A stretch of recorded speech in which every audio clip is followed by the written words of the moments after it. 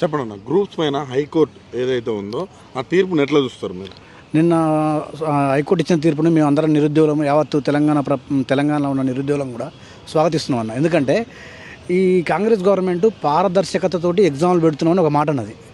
ఎందుకంటే గత ప్రభుత్వంలో మాకు నష్టం జరిగిందని చెప్పేసి మేము పోరాడినాం. మీరు మా ఇంట వచ్చారు, మమ్మల్ని లేపిరు, చేసిర్రు, 2 లక్షల ఉద్యోగాలు ఇస్తున్నాం, మేము టీఎస్పీఎస్సీ ప్రక్షాళన చేస్తాం అన్నారు. మరి ఒక టీఎస్పీఎస్సీల ప్రక్షాళన జరిగిన తర్వాత మేము తప్పు జరిగిందని 100 సార్లు చెప్పినా లేదు, మేము పారదర్శకంగా ఎగ్జామ్ నిర్వహిస్తున్నామని చెప్పిర్రు.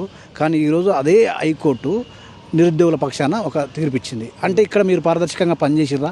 ప్రశ్న మీకు కాంగ్రెస్ పార్టీకి ప్రశ్న ఏంటంటే, మీరు నిజంగా పారదర్శకంగా పనిచేస్తే ఈరోజు ఈ సమస్య ఎందుకు వస్తుంది? తీర్పు అయినా ఇప్పటివరకు కూడా ఏ నాయకుడు కూడా మాట్లాడలేదు. దాన్ని ఎట్లా చూస్తారు? తప్పు చేసారు కాబట్టి సైలెంట్ కూరన్నా. తప్పు చేయకపోతే చెప్పేటోళ్ళు. ఎందుకంటే ఇప్పుడు ఒకటన్నా, మేము ఒక వీడియో కూడా చూపెడతాము. మొన్న ఏమైందంటే, ఇప్పుడు నేను ఆల్మోస్ట్ 2015 ఆగస్టు 28వ తారీఖు వచ్చిన. ఇంతవరకు నాకు ఉద్యోగం రాలేదు. ఆ గ్రూప్ 1 జాబ్ వచ్చిన ఒక అంటాడు 90 రోజులలో గ్రూప్ 1 సిలబస్ అయిపోద్ది అంటాడు. అది ఎంత మరి ఆయన రోబో కావచ్చు మరిగా. అంటే ఇది ఆల్మోస్ట్ ఇక్కడ అమ్మకాలు జరిగిన దానికి ఇదొక నిదర్శనం. ఎందుకంటే మేము సంవత్సరాలు చదివితేనే మాకు ఉద్యోగం వస్తలేదు. మేము పోయి అడుగులు ఉంటున్నాం. మరి నువ్వు 90 రోజులు చదివితే నీకు ఉద్యోగం వచ్చిందంటే అది నువ్వు నిజంగా రోబో కావాలి, లేకపోతే రోబో అన్నా కావాలి, లేకపోతే నువ్వు పేపర్ లీక్ అన్నా, నీకు పేపర్ అన్న క్వశ్చన్ అన్నా దొరకాల్సి ఉండే. అంటే ఇప్పుడు నేను అనేది మీ ఆరోపణ ఏంటంటే అమ్ముకున్నారు అనేది మీ ఆరోపణ. అమ్ముకురు కాబట్టి ఇలాంటి అమ్ముకురు కాబట్టి ఇప్పుడు ఈ సమస్య వచ్చింది.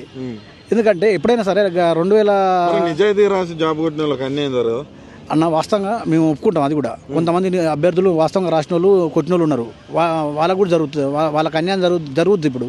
ఎందుకంటే మరి ఇలాంటి దొంగలు వచ్చి కూర్చున్నప్పుడు ఇప్పుడు మీకు వచ్చింది మీలాంటిగా ప్రిపేర్ అయిన వాళ్ళకి వద్దా? కావాలి కదా అన్న. ఇప్పుడు మీకు అన్యాయం జరుగుతుంది. వాస్తవంగా చదివించిన వాళ్ళకు అన్యాయం జరుగుతుంది. కానీ దొంగలు వచ్చి కూర్చున్నారు. మరి నిజంగా నీ పక్కన కూర్చున్న నీలాంటి అభ్యర్థికి ఉద్యోగం వద్దా? కావాలి కదా.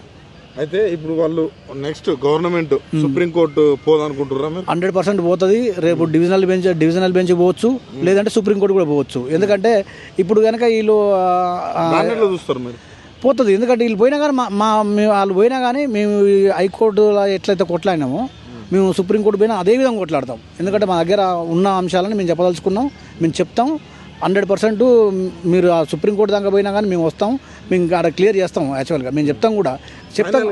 కాంగ్రెస్ పార్టీ నాయకులకు కావచ్చు, రేవంత్ రెడ్డి కావచ్చు, ఏం చెప్తారు? ఇలాంటి దిక్కుమాల నాయకులు మాకు ఇంకోసారి తెలంగాణ రాష్ట్రానికి వద్దన్న. ఎందుకంటే వీళ్ళకి ఒక విజన్ లేదు, ప్రాపర్ విజన్ లేదు. ఇలా నాయకత్వం అనాలనో లేకపోతే ఏమనాలనో అర్థం కాదు. ఇలా గవర్నమెంట్ వచ్చిన ఉద్యోగాలు ఎన్నో కూడా తెలియదు వీళ్ళకు. ఒకటి 60,000 అంటాడు, ఇంకోటి 70,000 అంటాడు, ఇంకోటి 1,00,000 అంటాడు. వాళ్ళు వేసిందేమో, వీళ్ళు వేసిందేమో తిప్పి కొడితే 10,000 ఉద్యోగాలు కూడా సరిగా వేయలేదు వీళ్ళు. విద్యాశాఖ మంత్రి వ్యవహారం ఎట్లుంది మరి? విద్యాశాఖ మంత్రి ఉండా? తెలంగాణలో విద్యాశాఖ మంత్రి ఉండా? రేవంత్ రెడ్డి. కానీ ఆయన ఉంటే మరి ఇంత జరుగుతున్నా ఎందుకు నిమ్మకు నీరెత్తనట్టుంటుండు?